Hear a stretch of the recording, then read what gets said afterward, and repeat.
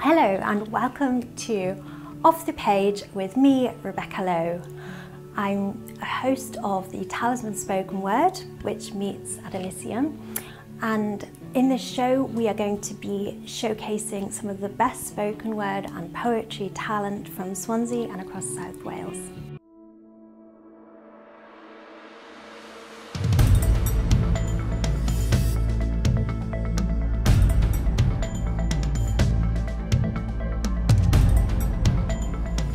Hello and welcome to a very special festive edition of Off the Page, Swan TV's celebration of spoken word and poetry from across Swansea and South Wales. I'm really excited to introduce to you today our special guests. We have Saoirse Anton. Saoirse is an Irish producer, writer and performer who's performed extensively in Ireland and the UK, including the Dublin Book Festival, Green Gathering, Big Love Festival and many others. She's been widely published and was commissioned by the NoFit State Circus to write for them and be their poet in residence. And she has a debut pamphlet, Confetti Catching, which is due for publication in December 2023. She's also a hula hoop expert and performs with the Sparklets Hula Hoop Troupe. So I'm looking forward to hearing more about that. So welcome, Saoirse. Thank you. Next up we have Felix Subway. He's a popular writer of off-the-wall poetry with a sort of surrealistic slant. I think that's fair to say, isn't it?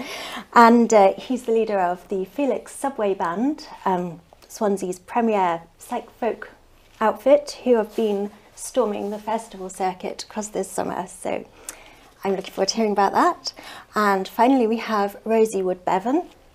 Rosie was born and brought up in the Midlands and has lived in Swansea for 20 years. She's a regular reader at the Talisman Poetry Open Mic, which I ran at Elysium, among many others. She's been published by the Seventh Quarry in their magazine and was one of their Poets of the Month, as well as Red Poets magazines and many others. So I think we're going to have a great time today. I'm really looking forward to talking poetry, talking Christmas, finding out our ambitions for the year to come and sharing some time together. I'd like to kick off, if I may, with one of my own poems, and then I think I'll ask Saoirse to share some poetry with us as well. I'm going to kick off with a funny one, I think. This is from my kids' poetry book, Grandmasaurus, and it was inspired by a true story of my nephew who didn't want to play an angel in the Nativity because he thought that it was too girly. So it's called Nativity Angel. I'm going to be an angel in the Nativity play, going to carry a lightsaber to blast those baddies away. That silly old King Herod, he doesn't stand a chance when angry halo flashing with my armies I advance. I know just what you're thinking. Angels.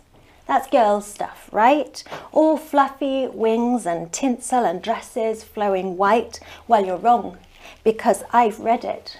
Gabriel was a boy with flaming wings and flashing sword to conquer and destroy.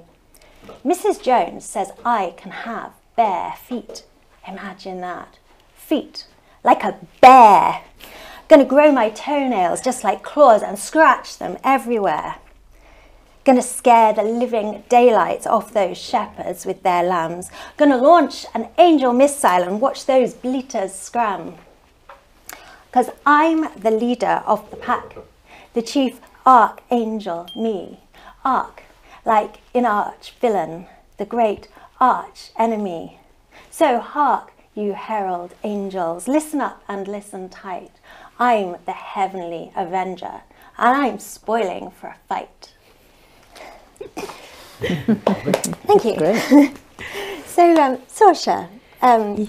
could you tell us a little bit about your poetry and maybe share a couple of your poems with Yeah, us? absolutely. So I suppose I've been writing for quite some time now. I realise I haven't actually kept count, but quite a while. And I suppose I describe my poetry as kind of a process of gathering. I like being out and about and noticing things and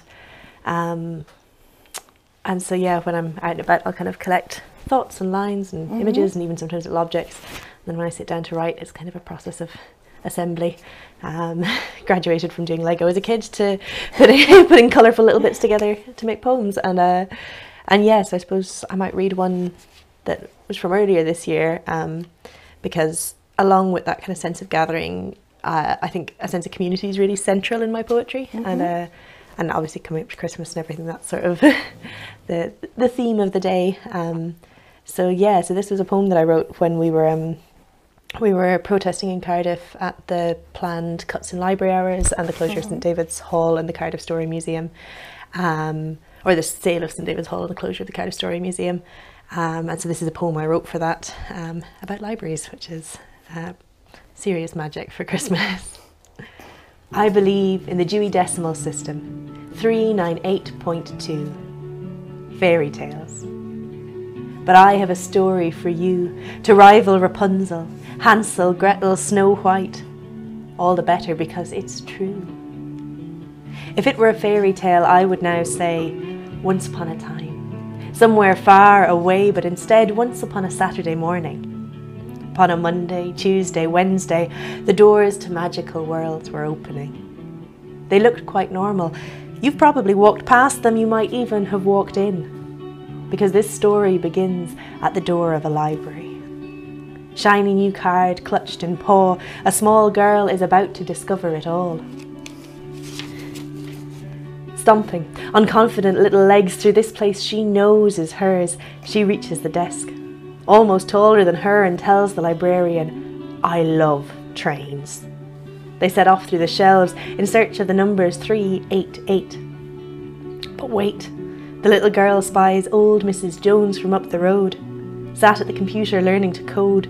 She waves hello and shows off her shiny new library card. And after asking several questions, surprisingly hard to answer, our little girl is back on track with her quest.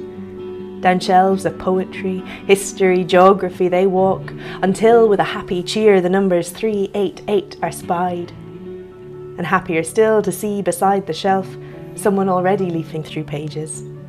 Our little girl introduces herself and finds that she is speaking to a train driver. Well, could her day get any better? Questions pour in a torrent, and in minutes she learns from her new friend what it is to be a refugee. And he tells her that this library is his safe and welcome place to be. Books stacked in small, eager arms, little girl and librarian return to the desk, with only small diversions to watch the knitting circle natter and to learn to say hello in French. Her books checked out, stamped and in hand, our little girl and her dad say goodbye. Until next week, when she will stomp on confident little legs through this place she knows is hers, until she reaches the desk, almost taller than her, and tells the librarian, I love fairy tales. And they will again explore the shelves for numbers 398.2. Lovely. I love that. Thank you. It really evokes the kind of magic of libraries. I always think libraries are particularly magical places because you have all these voices of all these different people, some of them ghosts, you know, and you can read and all that knowledge, isn't it? It's incredible. Yeah. I don't know if you two feel the same, but yeah. Yeah, and I think just having kind of community spaces that are just open to everybody like you, it's one of the very few places left in our society where you can just walk in and spend time, and you don't have to spend money, and you don't have to, you know, you don't have any criteria to be in other than to walk in the door and be. Yes, which is great. That's true. Yes, because there are very few communal spaces, aren't there? I mean, even coffee shops, you have to kind of buy a coffee to justify your existence there. Yeah. You know, so I really like that. Thank you. So how are you planning on spending Christmas? I'm heading home over to Ireland, which I'm very excited for. So we've got myself and the immediate family are all gathering, and my grandmother's coming over, and it should be really nice. It should be quiet. What part of Ireland are you from? County Oíche, so right in the Midlands. In the proper stereotypical bogs and soft hills and everything. So will you be going out walking and things like that? Oh, definitely. Yeah, lots of rambling about, and also looking forward to catching up with lots of friends who are also going to be all converging. We've all kind of scattered to the four winds over the last few years, so it's going to be nice to have everybody all back together. So yeah, there'll be lots of catching up, and then lots of hibernating. Yeah, has to be, doesn't it? Plan to spend a lot of it in an armchair with a mince pie. What about you, Felix? What are you doing over Christmas? No idea yet. No? Just sort of dotting about. Yeah, we have a Christmas gig on Elysium, Christmas Eve. Oh, fantastic. That'll be good. So jam before that. Our saxophone known player is going to be jamming with us soon, a lot more. We've got our Christmas gigs coming up, Rebecca, with the dulcimer. Yeah, many a fire choir. Busy time for you. Yes. And what about you, Rosie? Oh, I should be at home with the family. Yeah, I've got, as you know, 3 grown-up girls. They will be there for Christmas, and various partners popping in and out probably, and yeah, hopefully playing some board games and the usual. Yes. So we always, our family, we're big on board games. We have a friend who visits who brings all his games with him, and I'm not very good at them though, because I get confused with all the rules. But they can be a bonding thing, can't they? They can be, but they can be the opposite if people get overly competitive. It's like Monopoly or something. That's game over. I'm too much of a hippie for Monopoly. I've got a hotel, stay over. Don't worry about it. Loads of them. Christmas. Yeah. We'll get on their house, £15,000. Monopoly's banned in our family ever since my mum knocked over the board one day. I know. We had a really bad game. My dad gets a bit over competitive, so we rarely manage to finish a game before one of us just goes, I'm really bored. It's such a long game. Pictionary's good. Oh yeah. Yeah, you're safe with that, aren't you? Yeah. Trivial Pursuit's our go-to in our house. We've got Alice in Wonderland jigsaw, a massive one with millions of pieces. We started it last Christmas. It's still sitting on a board on the floor, and it needs to be completed, but it'll probably be 5 Christmases time before we actually get to the end of it. And we've probably lost loads of pieces by now, but we might get there in the end. Give you the eat me potion. That's true. Good thinking. Good thinking. Yeah. As long as just all the pieces didn't get tiny, and you weren't there with like a tweezers going. Quantum jigsaw. I think the dog's already eaten some of them, so he certainly sat on it. But yes, dogs and jigsaws aren't a very good. Not a good combo. No. So I wonder, Felix, would you like to share something with us? Sure. I'll try and do something a bit recent-ish. This lifetime for me. A Christmas recipe. Firstly, remove your reason with a psychic spoon. Take away all the reindeers and poultry before making a deal with God. Let him let you live longer. A Christmas story. The story of Norman, an angel from space who came to this town to discover the place where the talk of a child had reached Norman's planet, so a party was needed and Norman would plan it. First he would contact 3 local kings to help with the presents and horses and things. Then he would send a message to friends to come dressed up as shepherds and the sheep that they tend. He booked the best chefs to create the best menu and looked on the web for a suitable venue. But Norman the angel was flaky in thinking, with all of his bush burning and biblical drinking. And on this day the child was expected. He saw that his plans were not so directed. He hadn't spoken to a soul and instead realised the calls were all in his head. So in a frantically, panically typical way, he went to his shed and he laid out some hay. He made cut-out kings with crowns that were wonky, and instead of a horse ended up with a donkey. And even though the party was tragic, it turned out the baby was secretly magic. The people were happy it turned out fine when they saw that the baby turned water to wine. I asked the spirit of Christmas past what the moral was, and he left. His brief visit gave me lots to think about for the new year, from the spiritually hollow white-bearded eggs on the crosses of snow that hide inside cubic baubles and present their presence with presence of senses that seep deeply from creaky trees and tinsel over pyres of mince all covered in holly, as the aunts sing the jolly but the choir breathe fire with the shallow desire of the ghosts of the hallowed for the limitless spirits will spring from the snow as the snap of the crackers extinguish the woe, the missing of friends and the lost mistletoe. Wow. Christmas one. Thank you. Amazing. Rosie, would you like to show one? Yep, I will. Hold on just a second. When you asked us to do this, and I foolishly volunteered, you then said, I need about 5 poems about Christmas, and I thought, well, I've probably got 1.5, so I thought I'd better write another one. Well, I've only got one more, but I've got some other wintry ones if we need them. And I thought, well, what's Christmas all about? And I thought, well, it's all about loads of different things, so I kind of just stuck them all together. So this is called The Meaning of Christmas. The year orbits, swoops and falls as the days get shorter, tighter. Midwinter drains the skies to grey, and twists of light are wrung out of the wreckage of the sun as solstice dawns. Next steps in Christmas with scents of candle wax, orange peel and the incense of ancient stories. An eclectic collection of decorations and celebrations, Santas and sleigh bells and chocolate angels, holly holding hands with the holy, traditions strung out and swaying through the centuries, a carolling of mince pies and peace on earth. We offer our children a cobbled together hodgepodge of images, silver trees and Jesus, a variety of cheeses, red bows and warm glows, and tales of a long ago birth. There are precious few shepherds these days, or celestial messengers hovering above hillsides. Stars seduced the scarce wise men into hopeless journeys in search of new religions, then swerved to balance precariously on tinselled trees, the centrepiece of chilly homes. But babies born in stables, sheds and bombed-out buildings are plentiful, and barely newsworthy, as distracting, glitzy adverts land on TV screens.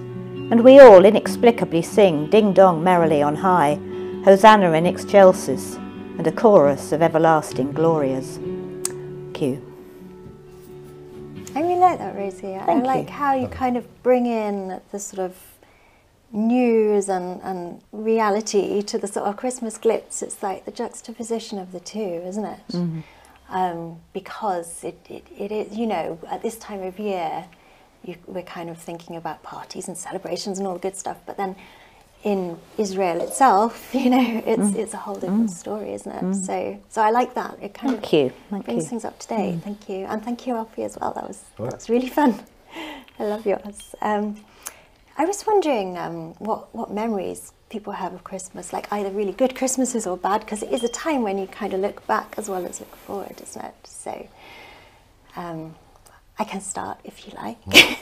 I think my best memories of Christmas would have to be from when I was a child, because I absolutely 110% believed in Father Christmas and all the magic of everything.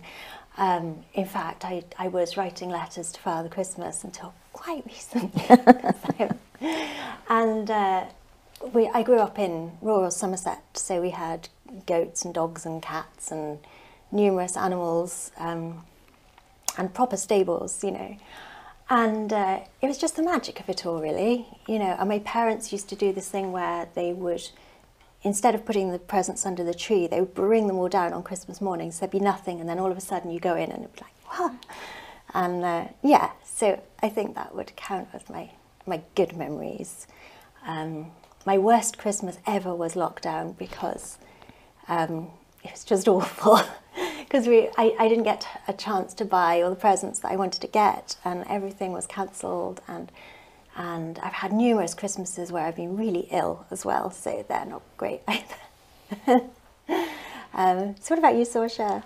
Yeah, I mean, it's kind of hard to pick favourite Christmas memories, because I like December the 1st hits and I turn into an elf. I love Christmas. That's the spirit. I absolutely adore it now. There's a running joke with a friend of mine of like watching me walk down the street once all the lights are up, as I just walk around like just loving life. But yeah, I think similarly the magic of Christmas is when I was really young. I still have such a clear memory that like the first Christmas I really remember, I can't have been more than 3 probably, because it was in the house we lived in when I was that small, and I got I think it was a little Pashley tricycle, one of the best presents I've ever gotten, and immediately cycled it into a gorse bush, as is sensible, you know.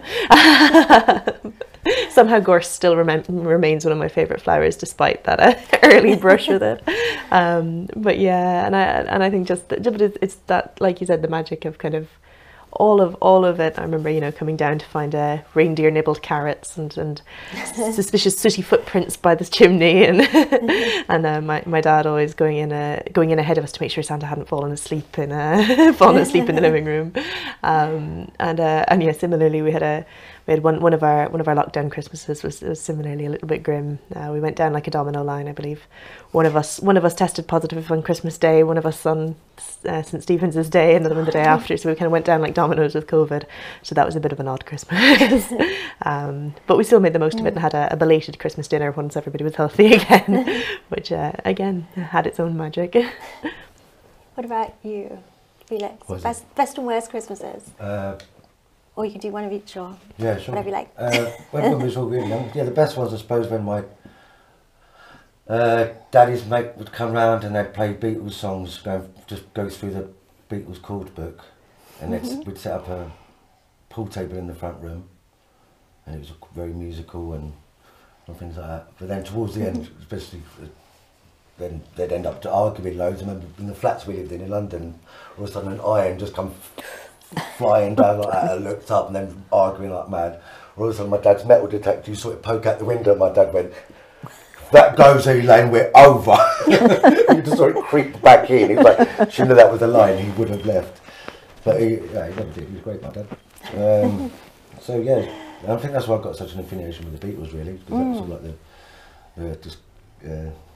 like the good side of Christmas back then. Sounds great. I think music's a big part of Christmas, isn't it? Or at least it always was for me. There's certain tracks that I always get out at Christmas. Like for me, it's Michael Pretorius's Christmas music. It's like from the 16th century, and it's really bombastic. It's great. It's like sort of heavy metal early music with big drums, and that always gets me in the Christmas mood. I don't know about others. Do you have any favourite Christmas tracks? I don't know, offhand. Yeah, I feel like it's a very eclectic mix. I don't think I have specific ones. I play some very badly on piano every year I go home at Christmas. But Pogue's one, definitely. Oh yeah, I love that one. Yeah. That'll be played all the time this Christmas, won't it? Yes. Because it wasn't played as much last year because of the lyrics. Remember? Yeah. So I don't know if they would just release as it was. Redacted version, maybe. Yeah. What about you, Rosie? What do you? Yeah, I always remember the magic of Christmas stockings, and I think I realised quite early on that Santa didn't exist because I'd always lie awake, and then I realised my dad was tiptoeing in and sticking a stocking by my bed, but it was still very exciting. And when my children were young, they always did a kind of Christmas song and dance routine. You know, Larry, she'd organise the other two and make them perform certain roles, which they, were forced to carry out, but I think they enjoyed it. And the worst Christmas was probably the year that our oven broke on Christmas Day. Oh, no. And I remember my mum running around the neighbourhood with this uncooked turkey, seeing if somebody had space in their oven to put it in. I think we didn't get it cooked till about 9 o'clock at night or something. It was ridiculous, but I loved when the kids were little, all of the traditions, like leaving out the carrot. Oh yeah, leaving it half eaten when they wake up. Yeah. But the two boys were cynical so early. Yeah. There's no way. But my daughter was One time I put a tooth under her pillow and forgot. Oh no. And she woke up the next morning, I fell asleep. I was like, no, she go, the tooth fairy didn't come. So I wrote a letter from the tooth fairy and put that under there, but why was said, and the boys were going, no, Dad wrote that, didn't you? Did you? This fairy spoke through me. There's something really magic about that too, isn't it? Because I remember my parents writing itty bitty handwriting notes for the tooth fairy, like tiny, like postage stamp size letters, and things like that. Like the effort that people go to create magic for each other is there's a real magic in that, I think. Yes, that's what magic is. Do you reckon it's still about these days? That magicalness for Christmas every year, is it? I think so. I hope so. I think, for little kids. I hope so. Well, it's here, isn't it? And with our ridiculous headdresses. And I am enjoying the little bell at the end every so often. It kind of getting a bit irritating. I always dress like this. Oh yeah, of course you do. Yes, you do indeed. Actually, I would wear antlers all year round. They're very fetching, Becky. I'm secretly a reindeer, but anyway. Secretly. I've got a poem called Reindeer. Do that one next. It? What now? Or are we doing the? No, okay. Well, I might have to just find it. Hang on. Wait a minute. A baby reindeer. It's on a should be piece called of a raindrop. paper. A raindrop. Yeah, I like that. Okay, so this is written from the perspective of the reindeer in the Hans Andersen story, The Snow Queen. So I don't know if you know the story of the Snow Queen, you probably do, but you know, two little kids, Gerda and Kay. Kay gets kidnapped by the Snow Queen and Gerda goes off in search of him to the Snow Queen's ice palace and manages to restore him to the world. So this is from the perspective of the reindeer. I am the reindeer, thundering the hungry tundra, blundering into the thickness of the blizzard under an oblivion of white. Snowbirds hurtle, slash and scream until the blind wind bleeds my ears of sound. The Arctic sky scorches my brain. Lights flash green, extravagant, shift into violet, ambivalent, delusional, malevolent. I am steadied by the North Star as magnet to steel. My blood beats warm and timeless.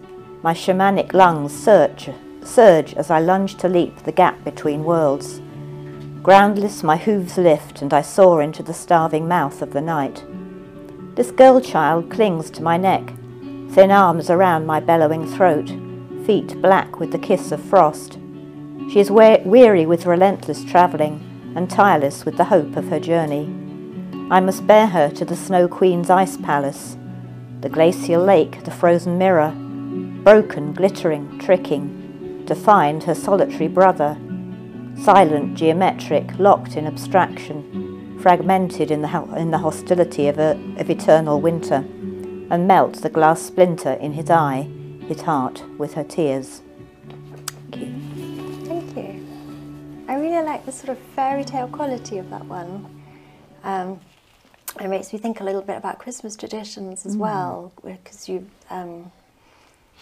I was thinking of the whole the Welsh tradition of the Mari Lwyd, and for those who aren't Welsh and don't know about it, it's very weird. It's basically, how would you describe it? You dress up a horse's skull. A stick with a horse's skull with on a the stick, end, like a isn't it? hobby Yeah. horse, with ribbons and stuff, and there's a special little song that goes with it, and it's part of the wassailing tradition. They do it every year at the Gower Heritage Centre. In fact, it's huge. They get loads and loads and loads of people. I think I saw you there last time, didn't I, Felix? I think as well. I've been as well. And you as well? I've not performing, just hanging out. Yeah. And you just get loads of people, and it's the smell of it as well that I remember, because they had fire dancers, and there's this smell of sort of squished in earth, you know, where there's all these feet pounding up the apple orchards, and smoke, and it's just beautiful. And then you've got this weird thing. What was the original tradition? Is the Mary Lwyd goes knocking on the doors and sings a song, and you have to respond with the song, or you give them all your alcohol or something like that. Yes. Right, yes. Basically, they get to go create carnage in your kitchen. Yeah, I mean, basically all the best folk traditions are about begging for money and sweets, aren't they? Yeah. But yes, I think that's how it started, isn't it? With a mild threat of menace as well. Do you have anything similar in Ireland? Is there a wassail tradition? Or? Nothing quite like the Mari Lwyd. I do have memories of wassailing, and there's the Wren tradition in Ireland, though I've never really around where I'm from, it's not really a thing. But I do have memories of like wassailing the apple trees as a child with my parents, and going around with a very small toy accordion, making it probably ungodly noise. Because hunting the wren, that's also what used to be a Welsh. I mean, nobody actually hunts wren. Yes, but that's also a tradition. Yeah, so that's it's like one at home, but not one that I've actually seen practiced very much anymore. Yeah, though I think there are still parts of Ireland where similar things, but again, minus the actual dead wrens. And do you have any sort of like family traditions, things that you just do as a family that are Christmassy? We used to always read together on Christmas Eve. We'd read either like the Nativity Story or the Clement Clarkmore poem, the Just the Night Before Christmas. We'd always kind of get together, and we always get So we'd get new pyjamas. There's always a great kind of theatricality of, oh no, what's in this present that we're opening on Christmas Eve? We definitely don't know.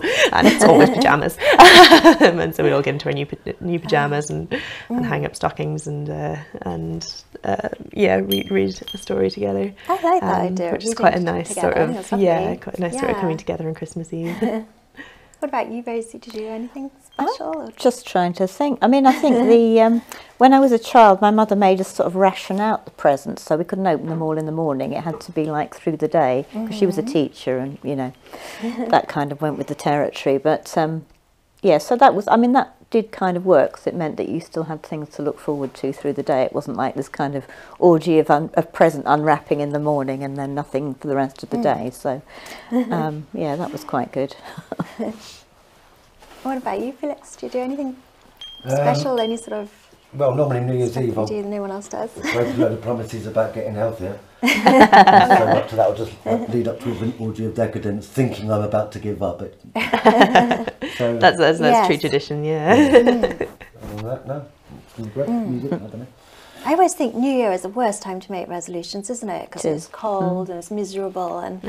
you know, especially diets, it's just like, no, I need all the comfort food I can get to get through it, you know. Do you have any resolutions of your own? Last year I sort of resolved going forwards to make my resolutions fun and no more kind of dull self-improvement resolutions. So last year it was to learn to fire hula hoop, and I did, which was great fun. Wow, tell me more about that. That sounds amazing. There's not much more to tell other than you set wicks on a hula hoop on fire and get to have a lot of fun making pretty patterns. But and you hula hooped in it. How do you not burn yourself? Well, so basically the way it's set up is if you think of a hula hoop and then the spokes kind of come out with the wicks, so the fire is actually quite far away from you. So once you're hula hooping, you're actually really quite safe because the fire is always at a kind of fixed distance from you.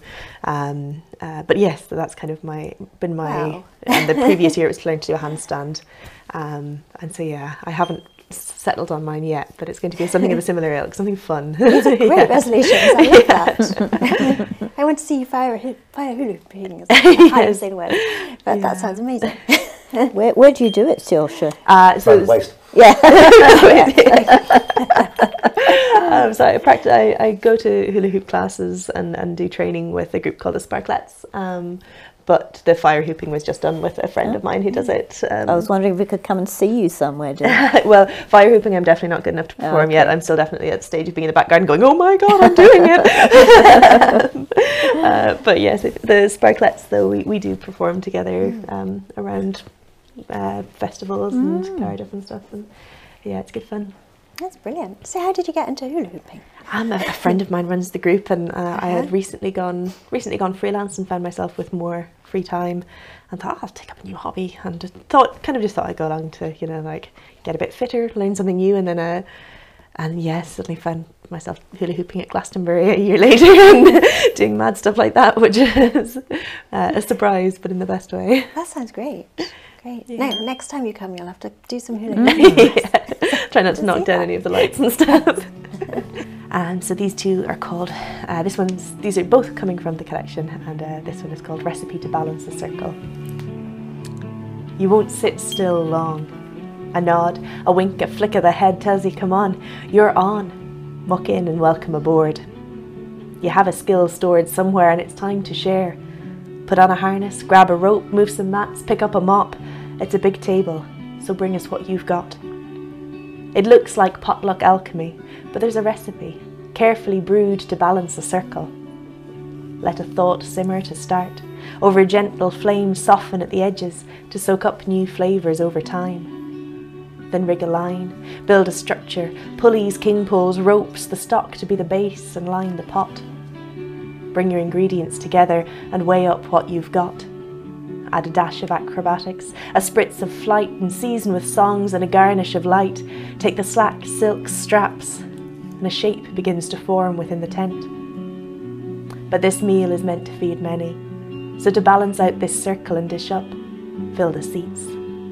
It's a big table, and we'll share what we've got. And then I might follow it with this little one, very short little one from the end of the collection. I felt it captured a bit of the magic of Christmas and of going to see shows as a child. It's called Memories to Make. 2000 and early something, of a summer holiday afternoon, a small girl was sitting in a circus tent, her gap-toothed mouth agape. By that sawdust circle a wee girl would make a memory, as a clown in a lamppost laughed into her mind. Some 20 maybe years along, that grown-up girl would find herself back inside a circus tent again.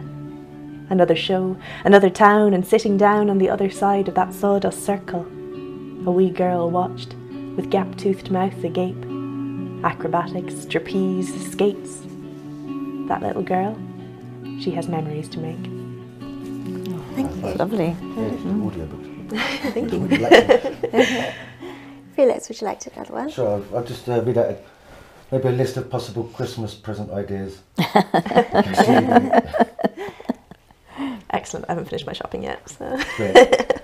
Most of these online. Are these all for you, Alfie? Yeah, I've got all these already. Oh, you got them Yeah, already? I'll just pass them on now to second hand. Right. Rotating teeth, laughing backwards, a Yeti allergy, hovering eyebrows, whispering thighs, sudden anger towards cushions, a levitating tongue, the overwhelming urge to wear a whipped cream beard, a sweaty aura, craving up the cut-up squares of a chessboard with brie, developing tear ducts all over your hands which cry hair when you're sleeping, liquid bones, sideburns on your heart, purple breath, death fatigue. Your clothes can develop a lisp around strangers, frustrated toes, discolouring of the voice, ear reversal, tinnitus in the ears. That's normal. Yeah. Fuck that one. Tinnitus in the knees. Septic telepathy, digital ovaries. Plasticine memories that fall out of your mouth when you talk, that form on the floor into an army of plasticine badgers that nibble harmlessly at your feet. Thought acne. In rare cases, your pupils can elongate up to ½ metre out of your eyeballs like licorice antennae. And finally, neck nostrils that whistle in harmony when you inhale. And crab thumbs for the young. Wow, that's quite a Christmas list. I want the 9 plasticine badgers. I think that would make anyone stay better. Rosie, I can do, yeah, just one. Could you do your 12 days of Oh, Christmas that's one? what I've got the 'Cause I love page that one. open on, yeah, the 12 days of Christmas. So this is for when we're all a bit jaded by the end of Christmas and it's all a bit of a mess, really.